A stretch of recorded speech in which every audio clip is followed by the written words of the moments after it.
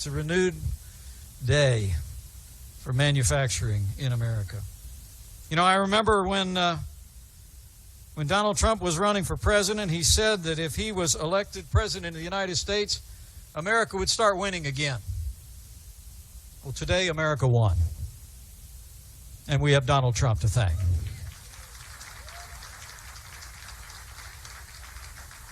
And I got a feeling, working beside this extraordinary man, this is just the beginning of a lot more good news all across America. So, without any further ado, my fellow Hoosiers, it is my high honor and distinct privilege to introduce to you a man of action, a man of his word, and the President-elect of the United States of America, Donald Trump.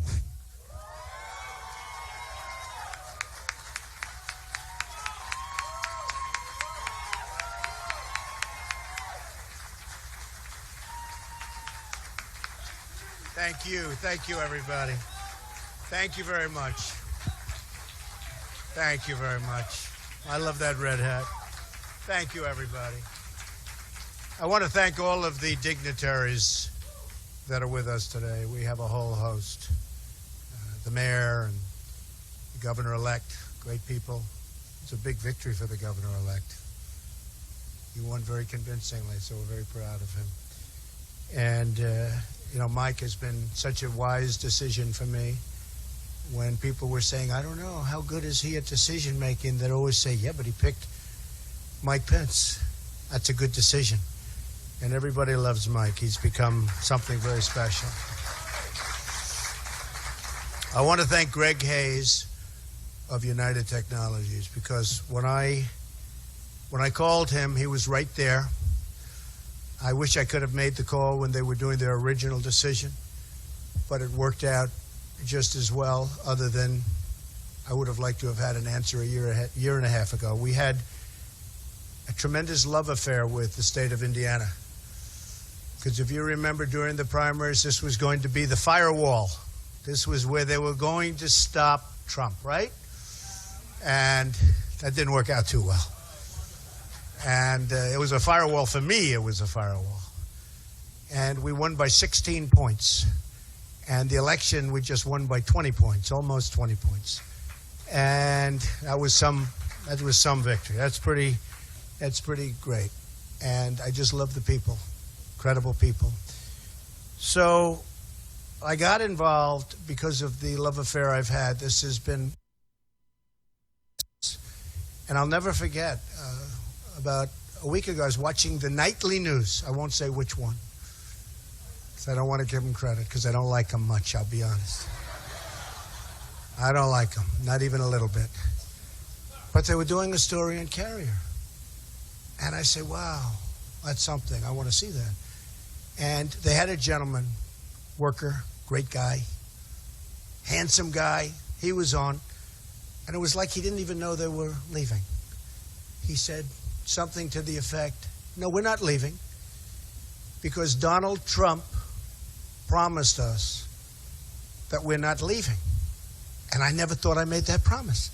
Not with Carrier. I made it for everybody else. I didn't make it really for Carrier. And I said, what's he saying? And he was such a believer. He was such a great guy. He said, I've been with Donald Trump from the beginning. And he made the statement that Carrier is not going anywhere. They're not leaving. And I'm saying to myself, man. And then they played my statement. And I said, Carrier will never leave. But that was a euphemism. I was talking about Carrier like all other companies from here on in, because they made the decision a year and a half ago.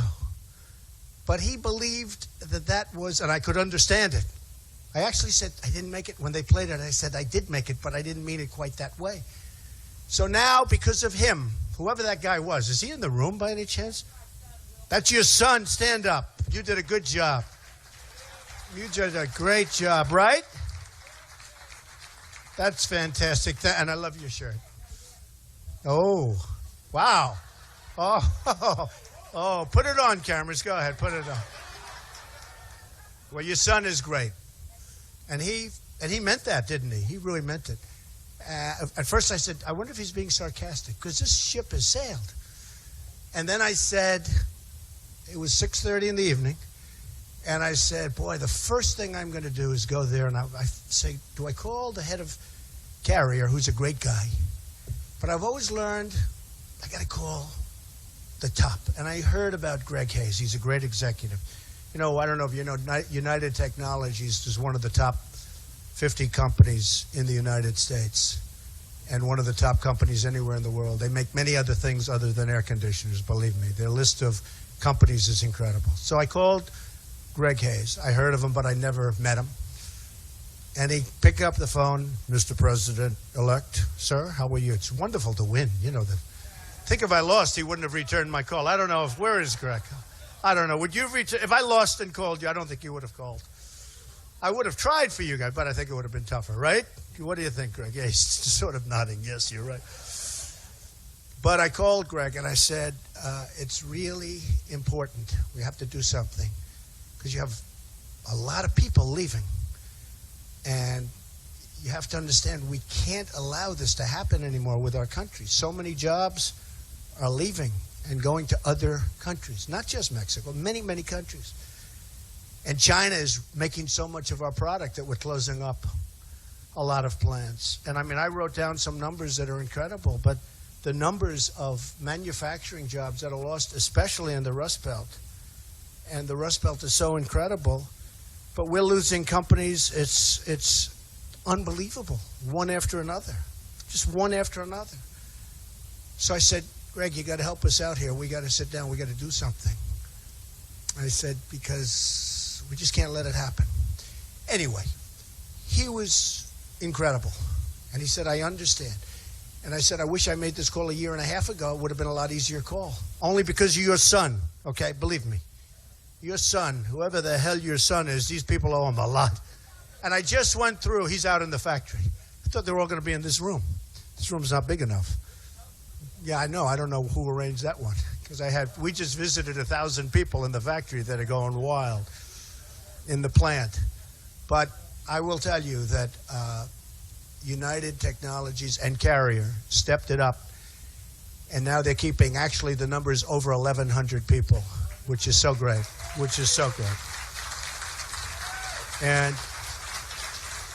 And I see the people. I shook hands with a lot of the people. They're right behind us working. I guess, what is it? You're making so many air conditioners, you didn't want to even have them come off for a half hour. He's a ruthless boss. He's ruthless. But that's okay. You know, I did say one thing to the Carrier folks and to the United Technologies folks. I said, the goodwill that you have engendered by doing this all over the world, frankly, but within our country, you watch how fast you're going to make it up, because so many people are going to be buying Carrier air conditioners. You know, we've had such help here. Bobby Knight. Nobody in Indiana ever heard of Bobby Knight. How great is Bobby Knight? Lou Holtz, Gene Cady. We had such incredible support. But I'll never forget, a friend of mine called up and said during the primaries, he said, you know, if you could get Coach Knight. And I said, you know, Coach Knight called me a year ago. This was a year before I decided to run. He said, if you ever run, I'm supporting you. I said, thanks, Coach. I just don't know if I'm going to be doing it. And then when he said, if you could get Coach Knight, I'll tell you, I got Coach Knight. How good was Bobby Knight as far as we're concerned in Indiana? Is that right? We got Bobby Knight, 900 wins, 2 championships, right? 2 or 3 championships, Olympic gold medal, Pan Am Games, and he was unbelievable. He wouldn't stop. He was just going all over. He was the greatest guy. We came into an arena, Greg, and we had 16,000 people inside, outside. We had, I think, 10,000 outside. And I left. This was 3 weeks before the primary, and I left. I said, how are we going to lose Indiana with this? I didn't think we were going to lose, and we didn't. We won big. But so I want to thank all of those folks, because they really helped with Indiana and with a lot of other places. So United Technologies has stepped up, and I have to say this. They did it in such a nice and such a professional way, and they're going to spend so much money on renovating this plant. And I said, Greg, say that number. You know, he said 16 million. Well, the minimum number is 16. It's going to be in my opinion, a lot more than that. He said, well, I'd rather say the lower number. See, I'd rather have him say the higher number, so I won't say it, okay? It's just a difference in philosophy. Do you agree? Both are okay, but difference in philosophy. But they're going to spend more than 60. They're going to spend a lot of money on the plant. And I said to some of the folks, I said, companies are not going to leave the United States anymore without consequences. Not going to happen. It's not going to happen. I'll tell you right now. We're losing so much. So one of the things we're doing to keep them is we're going to be lowering our business tax from 35%, hopefully down to 15%, which would take us from the highest tax nation virtually in the world. This is terrible for business. To one of the lower tax, not the lowest yet, but one of the lower tax. The other thing we're doing is regulations. The regulations are, in fact, if I asked Greg and your folks, you would probably say regulations might be worse for you than even the high taxes, which is the biggest surprise of the whole political experience. I thought taxes would be number one, regulations would be up there someplace. Believe me, these great leaders of industry and even the small business people who are just being crushed, if they had their choice between lower taxes and a major, massive cutting of regulations, they would take the regulations. I don't know how you feel about that, Greg, but I just noticed, I wrote down because I heard it, since about 6 years ago, 260 new federal regulations have passed, 53 of which affect this plant. 53 new regulations, massively expensive, and probably none of them amount to anything in terms of safety or the things that you'd have regulations for. 6 of 8 of the air conditioning companies right now are located in Mexico. 6 of 8. I mean, think of that. And 80% of the supply chain for Mexico, 80% is located in Mexico. And we're not going to have it anymore. So we're not going to have it anymore. And we like Mexico. We think it's wonderful. I was there 3 months ago with the president of Mexico. Terrific guy. But we have to have a fair shake. We're not getting anything. We have NAFTA, which is a total and complete disaster. It's a total and complete disaster. It's a one-lane highway into Mexico. Nothing coming our way, everything going their way. And I don't have to mention who signed it anymore. It's so nice. I don't have to mention who backed it anymore, right? We don't have to mention that anymore, fortunately. But it's a one-way street, and it's going to be changed. It's going to be changed. We have to bring our jobs back. And when they expand, and one of the things that made me so happy is when Greg said that they have over 10,000 jobs that they're going to be producing in the very near future, and now he's looking to the United States instead of outside of the United States, where almost all of those jobs would have gone. So one of the reasons I wanted to do this particular conference is it's so great. So many people in that big, beautiful plant behind us, which will be even more beautiful in about 7 months from now. They're so happy. They're going to have a great Christmas. That's most important. But also, I just want to let all of the other companies know that we're going to do great things for business. There's no reason for them to leave anymore because your taxes are going to be at the very, very low end, and your unnecessary regulations are going to be gone. We need regulations for safety and environment and things, but most of the regulations are nonsense. It's become a major industry, the writing of regulations. And that these companies aren't going to be leaving anymore. They're not going to be taking people's hearts out. They're not going to be announcing, like they did at Carrier, that they're closing up and they're moving to Mexico. Over 1,100 jobs. And by the way, that number is going to go up very substantially as they expand this area, this plant. So the 1,100 is going to be a minimum number. So I just want to thank everybody, and specifically I just have to thank the people that I met backstage. Incredible people. The spirit, the love. People are crying. I mean, they're all crying. And it's taken us a little while. But think of this. I don't think we even announced we were running when this deal was originally announced. And in the end, what happened is, because that makes it much more difficult. I mean, it's hard to negotiate when the plant is built. You know what Greg said? Greg said, but the plant is almost built, right? I said, Greg, I don't care. It doesn't make any difference. Don't worry about it. What are we going to do with the plant? Rent it, sell it, knock it down. I don't care. But we're going to do, and they're going to do fine with their plant. I don't know if they're going to be able to do with an American company, but we'll figure that out. But where we're starting is from a much easier place. It's hard. A year and a half ago, they make an announcement, and all of that work is done, which is why I have such respect. I always say great business people, they have flexibility. If you're hard line, well, we're not going to move. Flexibility. That's why they've done so well over the years. That's why it's a great company, because they have flexibility. But we're not going to need so much flexibility for other companies, because we are going to have a situation where they're going to know, number one, we're going to treat them well, and number two, there will be consequences, meaning they'll be taxed very heavily at the border. If they want to leave, fire all their people, leave, make product in different companies, in different countries, and then think they're going to sell that product over the border, which, by the way, will be a very strong border. Very strong border, believe me. And I think companies, we're going to build the wall. People are saying, do you think Trump's going to build the wall? Trust me, we're going to build the wall. And by the way, people are going to come through that wall. We're going to have doors in that wall. But they're going to come through legally. And people are going to come through on worker permits to work the fields. We're going to have people, a lot of people are going to come through, but it's going to be done through a legal process. But one thing that's not going to come through is drugs. The drugs are going to stop. The drugs are going to stop. So I just want to thank all of the people at United Technologies, most particularly you, because you are fantastic, Greg.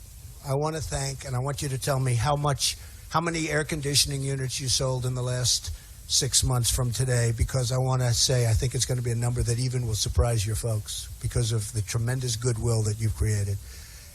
I want to thank all of the workers at this plant, all of the carrier workers, most importantly.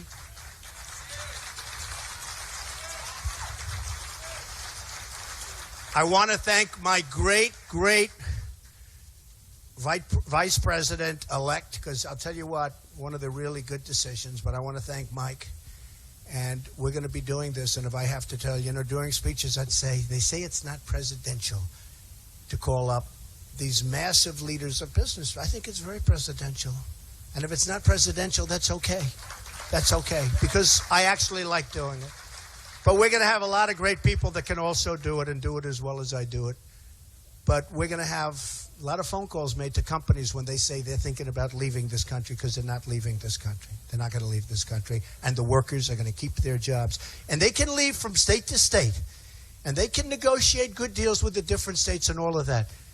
But leaving the country is going to be very, very difficult. So I want to thank everybody. We love you folks. I want to really, really thank the people of Indiana. We had 2 massive victories in a very, very short period of time. And all of the workers have a great, great Christmas and a fantastic New Year. Thank you very much, everybody. Thank you. Thank you. Thank you very much. Thank you. President-elect Donald Trump wrapping up his remarks there in Indianapolis at Carrier. We would like to thank everybody for sticking with our stream through the technical difficulties. We kind of got it straightened out there. I wanted to explain that this happened on a very short notice, and we did not have all of our equipment. We had to send a guy out from Cincinnati who's there stationed tonight for the rally. But we got it done, and I want everybody to tune in tonight at 7 o'clock Eastern time for the rally in Cincinnati. We will be there. Everything looks great. It's going to be awesome. You guys are going to see how far we've advanced since the last time you've seen us on election night, basically. So this is going to be an amazing next few weeks. You're going to see some programming roll out from RSBN. We're going to show you our newsroom, our studio tour. We'll give you here very soon. We're also opening an office in Washington. We'll be at the White House press briefings. We'll be at inauguration.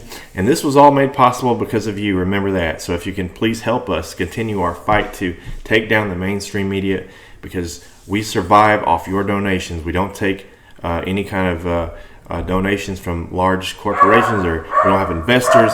So I'm sorry, our dog is barking in the background.